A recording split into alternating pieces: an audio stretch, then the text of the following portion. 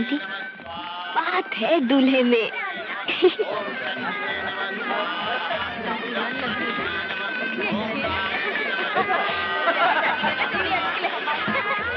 अच्छा क्या कह रही है आपकी बच्ची? आपके बेटे की तारीफ कर रही है। ठाकुर साहब, लड़के के पिताजी आपको याद कर रहे हो। बेटी जरा से संभालना, इसमें रुपए। जी अच्छा।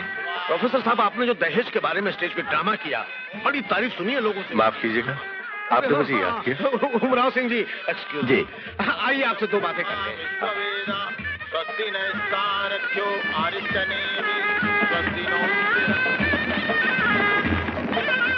ये अन्याय न करो रघुवीर सिंह जी। 5 लाख कैश और कहां से लाऊं, और वो भी इस वक्त? 6 लाख कैश, 40 तोले सोना, 20 किलो चांदी की बात ठहरी थी। वो तो इस मकान को गिरवी रखकर मैं तुम्हें दे चुका हूं। अब और देने की हिम्मत नहीं है मुझमें।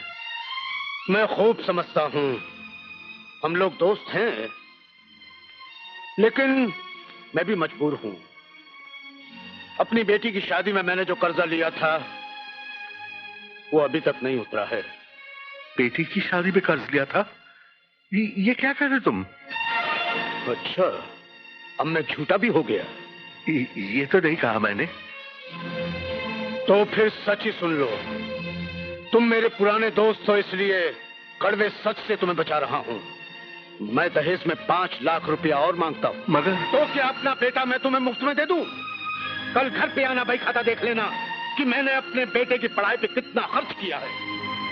तुम मेरे दोस्त हो, इसलिए 50% कम मांग रहा हूं, वरना अपने बेटे पर कम से कम 20 लाख रुपया कैश मांगता। और तुम तो ऐसी बातें कर रहे हो जैसे कि तुम्हें अपनी बेटी ब्यानी नहीं है। अगर नहीं ब्यानी तो मुझसे कहो, मैं अभी फेरे रुकवा देता हूं। रघुवीर सिंह जी, रघुवीर सिंह जी, ठहरो रघुवीर सिंह जी, मैं तुम्हारे हाथ जोड़ता हूं, फेरे मत रुकवाओ, कन्यादान हो जाने दो। कन्या का दान जग में सबसे बड़ा कहाँ है, ये दान लेने दुनिया बाबुल के द्वार आए। तन के खड़ा भिखारी दाता है सर झुकाए। कब तक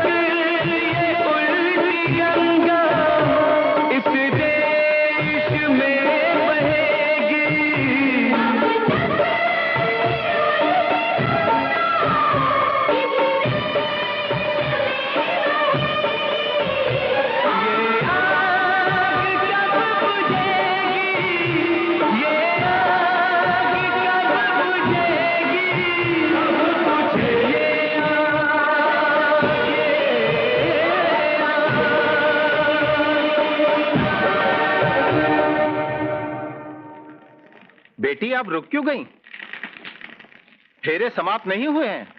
जानती हूँ पंडित जी, लेकिन फेरे समाप्त होने से पहले मैं अपने होने वाले पति से 2 बातें करना चाहती हूँ।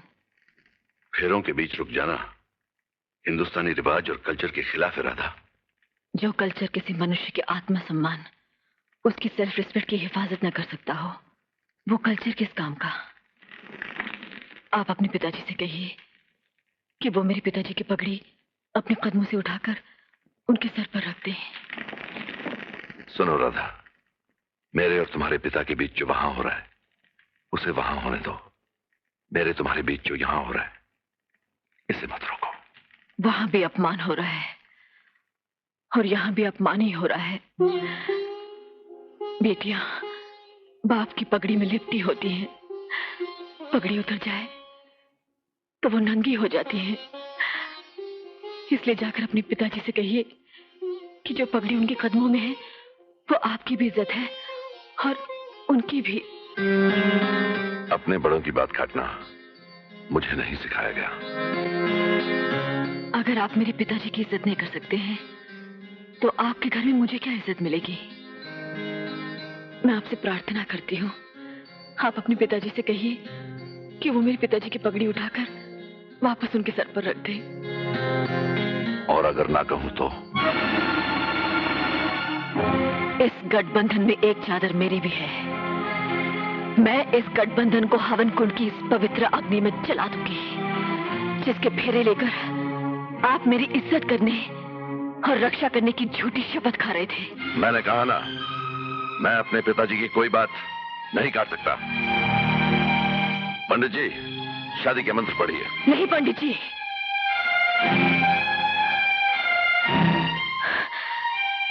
जिस शादी का आधार प्रेम न हो, मान सम्मान न हो, वो शादी शादी नहीं बल्कि हमारी संस्कृति का अपमान है।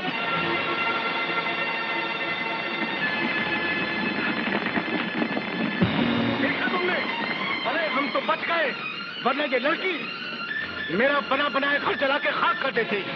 तुम अपनी बेटी के लिए कोई और लड़का ढूंढ लो, मैं बारात वापस ले जाऊं। कहो, मेरे दरवाजे पर आई हुई बारात वापस न ले जाओ। वापस न ले जाऊं तो क्या यहाँ रुक कर अपना और अपने बारातियों का अपमान कराऊं? चलो बेटे चलो यहाँ से। नहीं, मैं हाथ जोड़ता हूँ। नहीं डैडी, आप हाथ मत जोड़िए, जाने दीजिए इन्हें। ये बारात नहीं, अपना बेटा बेचने वालों की एक टोली है जो हमारे हिंदुस्तानी सभ्यता की अच्छी उठाने आई है। तुम चुप रहो। अपनी बेटी को हिंदुस्तानी बहू होने की तहजीब सिखाओ उमराव, वरना इस घर में जो भी बारात आएगी इसी तरह वापस लौट जाएगी। हट जाओ, चलो बेटे चलो यहाँ से, चलो। रघुवीर, रघुवीर, रुक जाओ भाई। मेरे दोस्तों, मैं कहाँ हो जाऊंगा? रघुवीर, रुक जाओ रघुवीर, मैं हाथ जोड़ता हूँ। हट जाओ उमराव। सुनो रघुवीर, रघुवीर, बैठो बेटे। बेटे रघुवीर, रुक जाओ बेटे, रुक जाओ। रघुवीर, मुझे कुछ नहीं सुनना। मैं हाथ जोड़ता हूँ।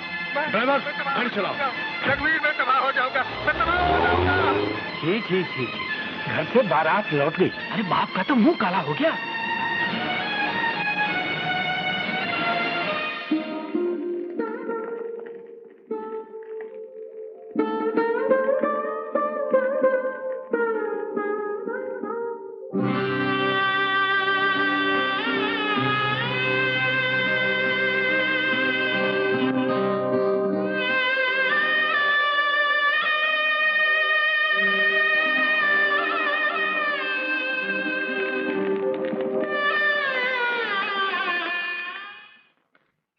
राधा,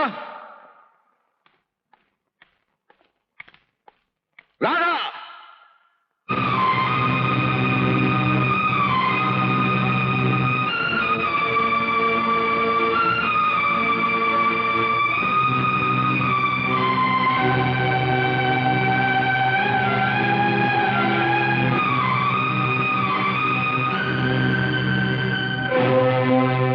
डैडी, आपकी पगड़ी।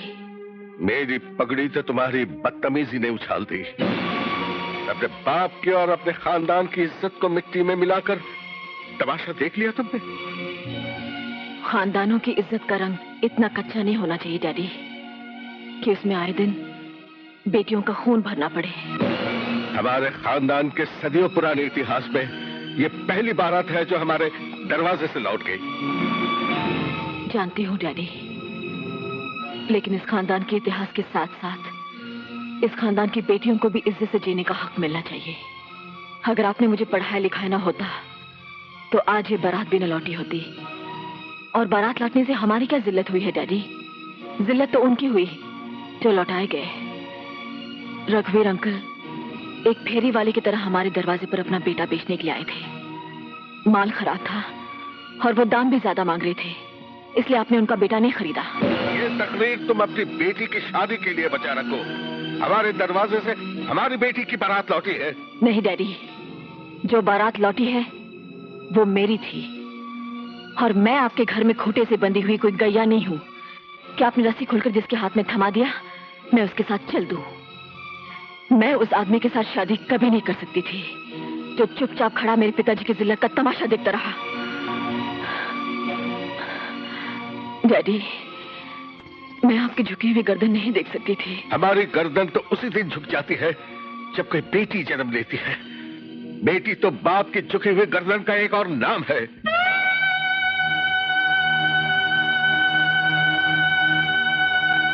शायद इसलिए आप लोग पहले जमाने में बेटी को जन्म लेते ही जिंदा गाड़ दिया करते थे।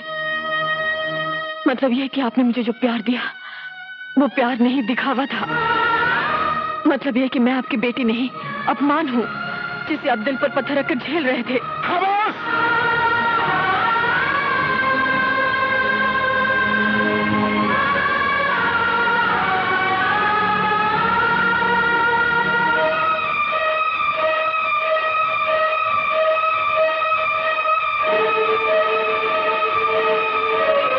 तुमने अपने दिल की बात कह ली ना।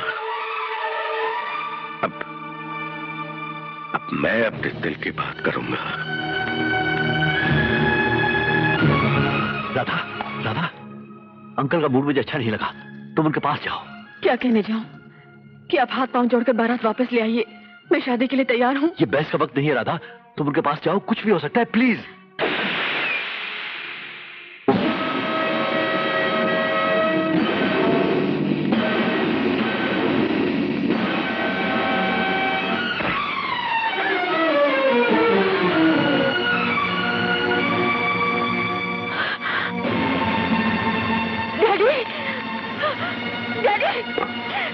ये आपने क्या किया?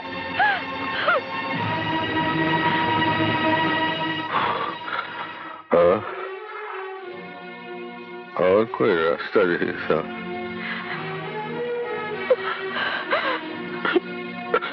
अब तुम्हारी जिंदगी सिर्फ तुम्हारी है। जो चाहो करो। कृष्ण, तुम मेरी मौत के गवाह हो।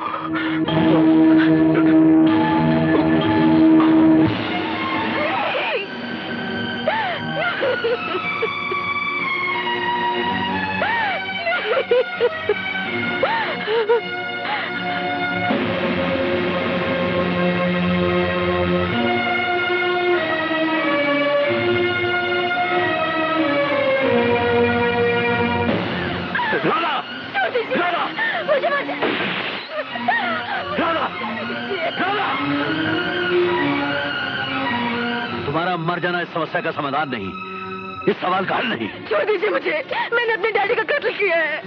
तुम्हारे डैडी ने आत्महत्या करके गलती की है और वही गलती तुम भी करने जा रही हो। और तुमसे पहले भी ना जाने कितनी लड़कियों ने शादी से पहले और शादी के बाद आत्महत्या की होगी। एक और आत्महत्या हालात को बदल नहीं सकती। जिस हाथ ने मेरे डैडी पर गोली चलाई वो उनके नहीं, वो मेरे हाथ से, वो ये हाथ से। और तुम इन हाथों से अपने आप पर गोली चलाना चाहती हो, अपने आप से लड़ाई करना चाहती हो। अगर गोली चलाना है, अगर लड़ना है तो समाज से लड़ो जिसने तुम्हारे डैडी को आत्महत्या करने पर मजबूर कर दिया। राधा, हमारी रणभूमि ये समाज है। इस समाज से बाहर जाकर, इस दुनिया से बाहर जाकर ये लड़ाई लड़ी नहीं जा सकती। और ये ना सोचो कि अगर तुम नहीं लड़ोगी तो दहेज के खिलाफ लड़ी जाने वाली लड़ाई बंद हो जाएगी।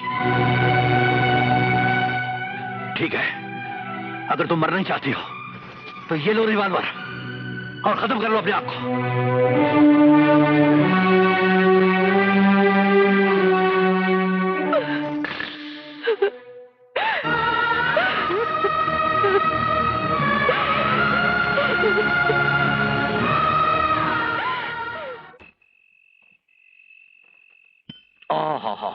जायकेदार बना है, सूप अच्छा है।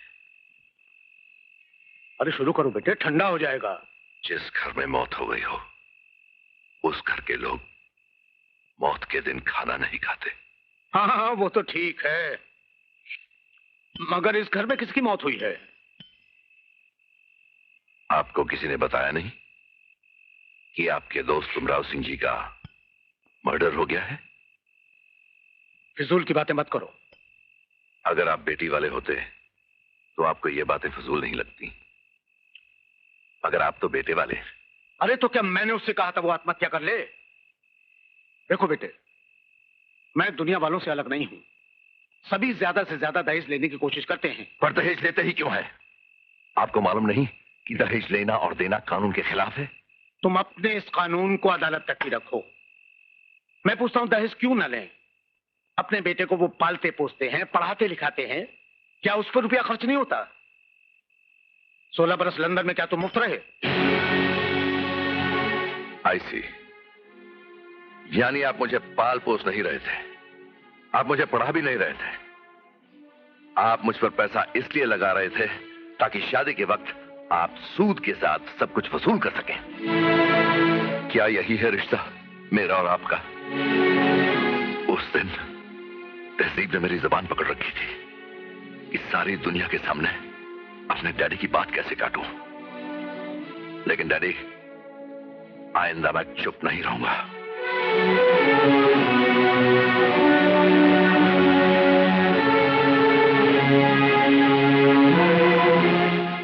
प्रोफेसर आंटी, उमराव नाना जी ने उस दिन ये थैली दी थी। इसमें बहुत सारे रुपए हैं। बहुत से कुछ कम है पूजा। जो ये बहुत होते तो मेरी डैडी की जान क्यों जाती? धीरज से काम लो बेटी, होनी को कौन टाल सकता है? ये होनी तो नहीं थी माँ जी, और मैं इसे टाल भी सकती थी, लेकिन उस वक्त चुप रहकर मैं अपने डैडी का अपमान नहीं कर सकती थी।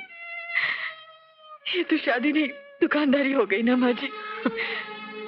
बेटी, तू एक तरह से ठीक ही कह रही है, लेकिन कोई क्या कर सकता है? ये तो दुनिया का दस्तूर है। लेकिन दुनिया का ये दस्तूर क्यों है माँ जी? क्यों? ये कब बदलेगा? धीरज रखो बेटी। नहीं माँ, धीरज से काम नहीं चलेगा। धीरज रखना बुजदिली है, सरासर बुजदिली। तो फिर मैं क्या करूं? मैं क्या करूं? जरा अपने घर से बाहर निकल कर देखो, देखोगे बाहर कैसी आग लगी है, लड़कियां किस किस बहाने जलाई जा रही हैं। तब तुम्हें पता चलेगा कि तुम्हारे डैडी की लाश अकेली नहीं है, अनगिनत लाशें हैं उनकी लाश के साथ। मैं समझी नहीं आप क्या कहना चाहते हैं। मैं ये कहना चाहता हूं कि रघुवीर सिंह तुम्हारे पिताजी की मौत का कारण है। उन पर मुकदमा दायर करो। ये मुकदमा तुम खुद लड़ो और अदालत से इंसाफ मांगो। मैं रघुवीर सिंह गीता पे हाथ रख के कसम खाता हूं कि मैं जो कुछ कहूंगा सच कहूंगा, सच के सिवा कुछ नहीं कहूंगा।